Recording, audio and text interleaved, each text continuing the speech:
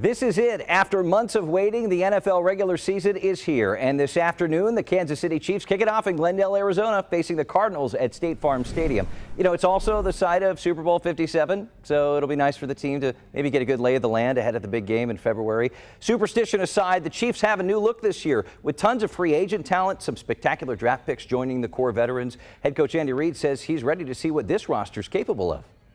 I think everybody can't wait to see what what you are. I mean, that's kind of the way it goes every year. What you're capable of, and we're lucky that we have a good opponent to do that against, and in Arizona. So you get an idea of where you're at when everything's flying fast.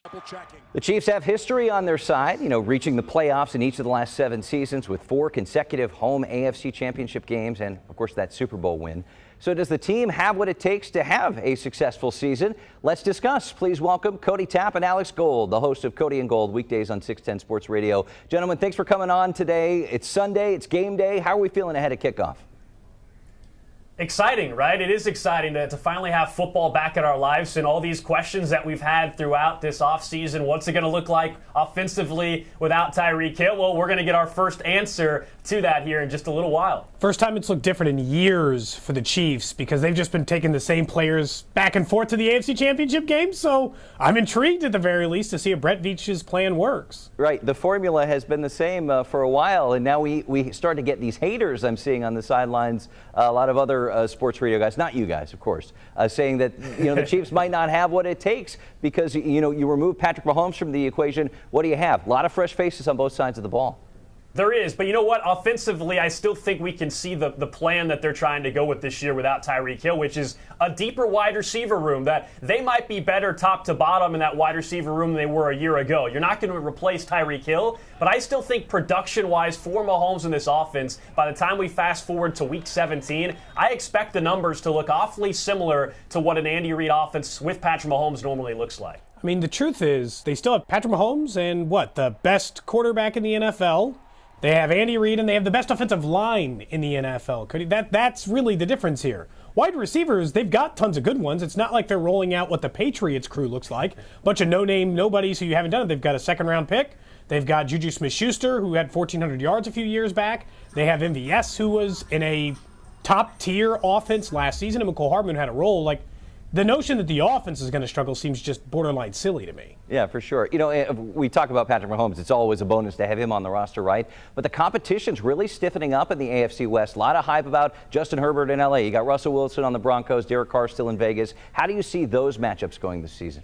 Yeah, I think this will be the first time we see Patrick Mahomes lose a road divisional game. It's nuts that he hasn't lost one yet. It was going to happen at some point in time, and I get the sense that it's going to be this year because of what you said with the quarterback talent. There's never been a division that has had 4 quarterbacks that are all probably top 12 quarterbacks in the league, 3 that are top 10 quarterbacks, in my opinion, as well. So, yeah, the competition, we've never seen anything like this, especially for the Patrick Mahomes era. You know where there isn't competition? Coaching.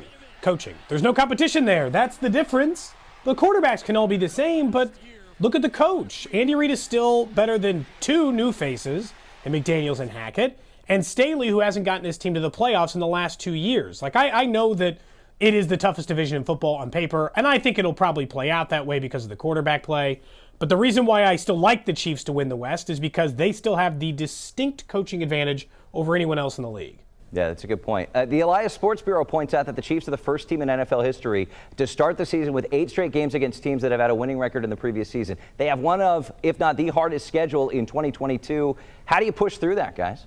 Yeah, look, you got to Cody's point, you got the coaching element. Andy Reid in September with Patrick Mahomes has been as good as anybody. He's 8-1 is Andy Reid in season openers. So they get off to good starts typically. I know last year was a little dicey and everybody was on edge, but this is an experienced coaching staff, and I still think if you look at their schedule, yeah, it's tougher than it's been in the last couple of years, but they have had one of the toughest schedules in football for the last, 5 or 6 years. I mean, this isn't something completely new for them, so I think it can be a little bit different feeling for Chiefs fans that I don't believe they're getting to 13 or 14 wins, but I still expect them in that 11 to 12 win range when it's all said and done. I don't think it's crazy to think about this team that way. When you're talking about where they are win-wise, I just don't think it's nuts to say, while the toughest schedule exists there, they're the best team.